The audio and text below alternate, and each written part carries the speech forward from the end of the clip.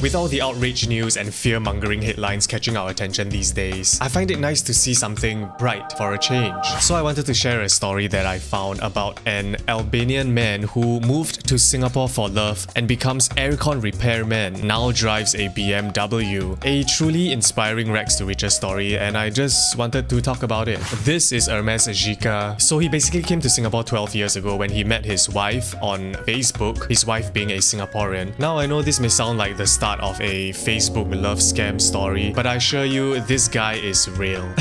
Okay, she didn't fall for any love scam. He didn't turn out to be a man working for a scam call center in India. It was Singapore's hot weather that changed an Albanian man's life. Around 12 years ago, Hermes Jika was an IT undergrad in his native Albania when he got into a bad car accident. His head injuries were severe enough that he spent several days in the ICU and another 3 months recuperating in hospital with his jaw wired shut. Oh my gosh, that sounds horrible. While scrolling through Facebook on his phone to pass time, Hermes saw the profile of a Singaporean woman who would later become his wife. She was the friend of a friend. I said hi to her, which we started chatting, and things progressed from there. Wow, what a Cinderella story. I mean, am I too young to understand this? I guess it kind of makes sense. I mean, Instagram DMs do work. Maybe because I just haven't used Facebook in a while, it just feels very boomerish. And the only thing related to love that I've heard about on Facebook is Facebook love scams. Determined to make their long-distance relationship work, Hermes, now 31, eventually dropped out of university to relocate to Singapore in 2014. It made more sense for me to move here because I can speak English, but my wife couldn't speak Albanian, he said. So he moved from Albania to Singapore over 12 years ago. So he's 31 now. 12 years ago would make him 19 years old. Wow, moving to a completely foreign country at the age of 19 just to get married. That takes some serious balls. So this is Hermes and his wife Irene. Oh, look at them, so sweet looking couple. We were broke as hell. After moving to Singapore, Hermes married his wife Irene Ang at a simple ROM ceremony, spending $20 on a Fox Diamond engagement ring. The couple struggled badly financially as Hermes had not found a full-time job and Irene was then a new property agent who was earning less than $2,000 a month. So they were obviously not doing very well. Here we have Hermes, a 19-year-old boy, moving to a foreign country and then shortly after getting married to Irene, who just started out as a property agent. Let's see how they turn their rags to riches. You need to earn a lot of money here to enjoy life the same way we did in Europe, Hermes noted. My wife and I were broke as hell. We ate $2 chicken rice. Oh, they're living like the typical teenager in Singapore. You know, can't afford food, can't afford expensive things, so they had to opt for $2 chicken rice. I remember what my $2 chicken rice was. I think it was outside Sun Plaza. It was this $2 nasi lemak. I can't remember the stall name, but every day after playing arcade, after school, my friends and I would get this $2 nasi lemak. It's a chain outlet. I can't remember the name of it. I'm not even sure if it still exists. But yeah, mine was a $2 nasi lemak. I remember it was at Woodlands MRT station near Causeway Point because we went there hundreds of times. They then rented a $700 HDB room. Look at this guy. Could you imagine this guy as an aircon serviceman? Like what? The guy's handsome. Guy's good looking, man. I mean, if a European dude came into my house saying he's the aircon serviceman, I'd be like, am I in the upside down world? What, are our Bangs gonna start driving Mercedes Benz? Oh wait, that already exists. They are insurance agents. But I guess that would be his selling point, right? Like being a European aircon serviceman, it would make him stand out. People would remember him, and if he did a good job, people would call him back. So I guess that works for him. He thought hard about how to improve his financial situation. I was going around Singapore trying to find a job. I didn't mind anything. I just wanted to get a job so I could stay here, he said. He tried working for a pest control company. Not the most glamorous job, but a much needed one.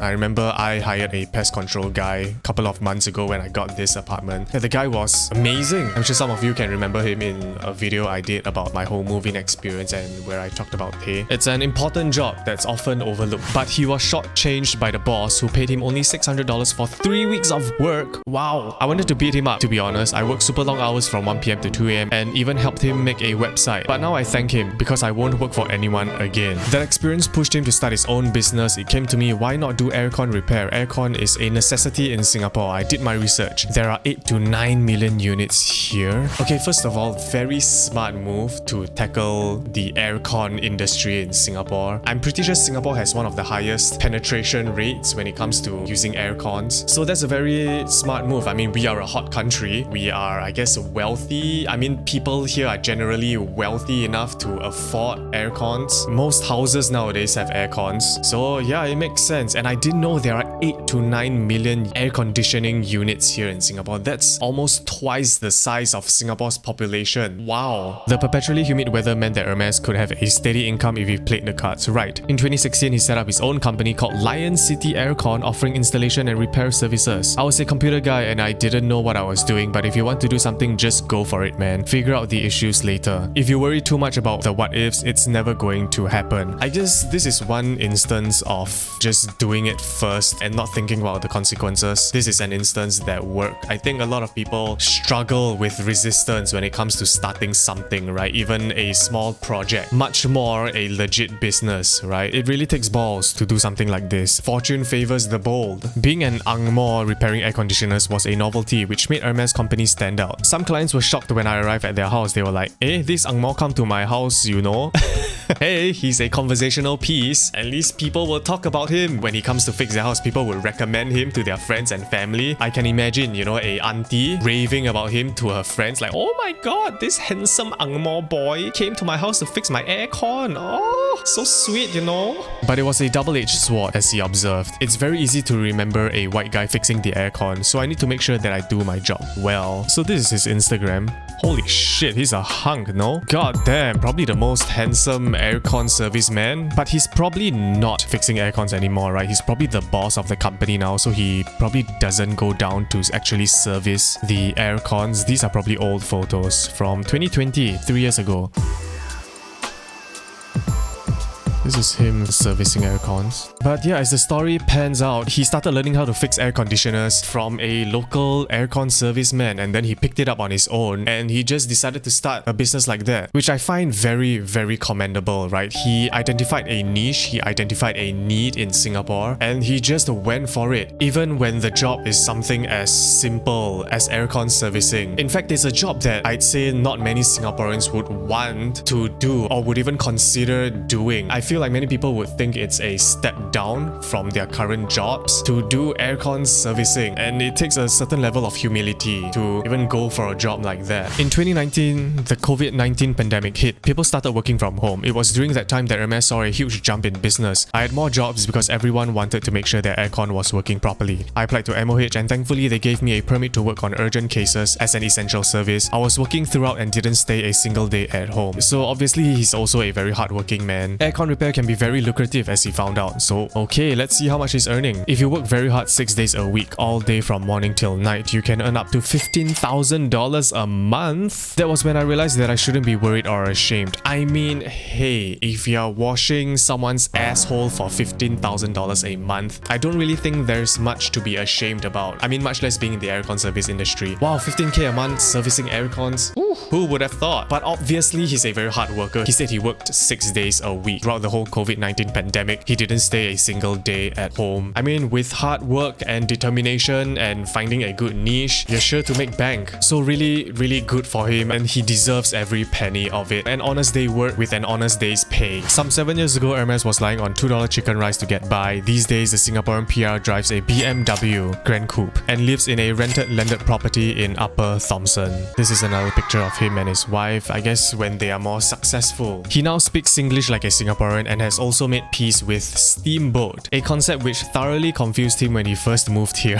How can you put fish, pork and beef in the same pot and eat from it? Then the fish will taste like pork and the pork will taste like beef. In Europe, we want to taste the beef. We don't even use chili, but now I'm cool with Steamboat, quipped Hermes. Yeah, I guess it may seem like quite a primitive form of eating, but I guess the point of Steamboat is not about the food itself. It's not about how good or how tasty or premium the meat tastes like. It's more about about just sitting around a pot of soup and chatting and talking with friends. It's more of a social thing. If you're awkward, you can just cook the meat, you can just pretend like you're busy taking condiments, cooking food, giving food to people. You can chat with your friends. It's like sitting around a campfire, but instead you're sitting around a pot of mala soup with meat and vegetables all dumped in there. But yeah, I can get how it may seem confusing for foreigners, right? But yeah, I just wanted to share this story. It's a truly inspirational Rex the Richer story. Maybe he has other sources of income, I don't know. But yeah, I just found this story quite inspirational that I wanted to share. There is also something else that I want to talk about, and this one pertains to a previous video that I made on reacting to a Gen Z magazine video where I talked about this girl, Anna. Guys, you might want to sit down for this one and turn around because I'm gonna get my cane out and spank you on the bottom. I've been seeing quite a few heated and opinionated comments about Anna, who's one of the participants in the video that I reacted on Gen Z Magazine's YouTube channel. I feel like I need to let you guys know that whenever I make a video like that where I react to people and poke fun at people, I really have nothing personal against these people. It's really not that serious. Sure, I may not agree with a lot of what the people in the video may be saying, but it's not like when I see them in person I would spit in their face and perhaps even burn down their houses. Honestly, most of the things I say are just in jest. It's comedy. It's not that I don't mean what I say. It's just that the weight of these jokes aren't as heavy as it seems. Yeah, I don't know, it feels a bit hypocritical of me to be saying this. On one hand, I'm roasting people, and on the other, I don't want the comment section to be casting aspersions on the people that I'm talking about in the video. But I get that it's a fine line, right, between an opinion and a joke. And many times jokes contain truth in them. But I like to see my commentary videos as sort of like stand-up comedy sets. Don't get me wrong, I'm not comparing myself to a stand-up comedian. I'm far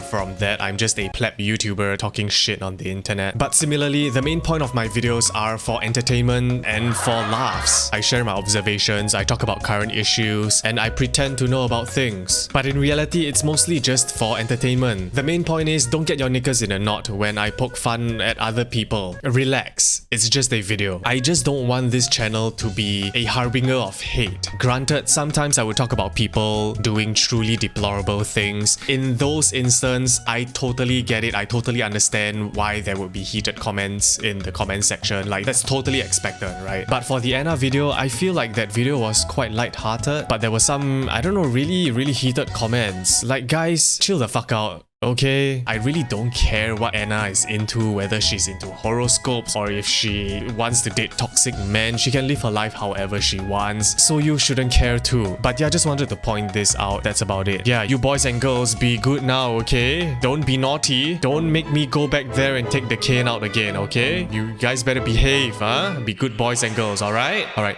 bye.